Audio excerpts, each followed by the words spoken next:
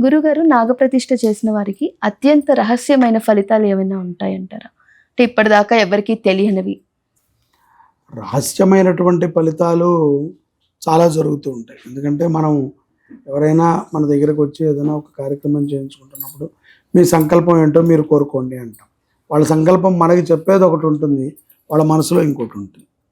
మనకి చెప్తే బంగ్లా గురించి కోరుకున్నాం అని అనుకుంటారని చెప్పి వాళ్ళు ఏదో పైకి ఏం లేదండి అంటారు.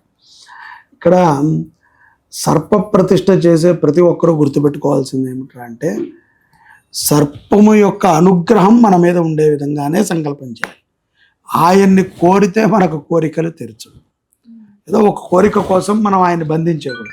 ఒకదానికి బందీ అయినటువంటి వాడు కాదు ఆయన.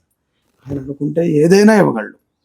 నీకు ప్రధానమంత్రి అవ్వాలని యోగం ఉన్నా సర్పదోష నివృత్తి నువ్వు చేసుకుంటే ప్రధానమంత్రి అవ్వాలి అని నీ పట్టుదలకి ఆయన సహకరిస్తాడు. అందుకనే సాధ్యాత్ సాధయతే సర్వం.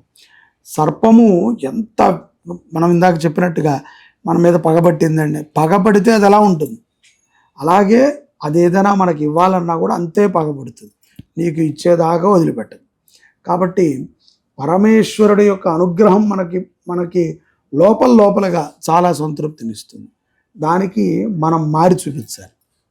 అంటే మనం మారటం అంటే మన యొక్క ఆలోచన, మన మాట తీరు, మన పద్ధతి మారాలి. విశ్వాసముతో, నమ్మకంతో, పరమాత్మ మీద ఒక గొప్ప విశ్వాసముతో, నమ్మకంతో ఆయన్ని మనం ప్రతిష్టాపన చేయడం ద్వారా మనకు శుభమైనటువంటి ఫలితాలు తప్పకుండా కలుగుతాయి.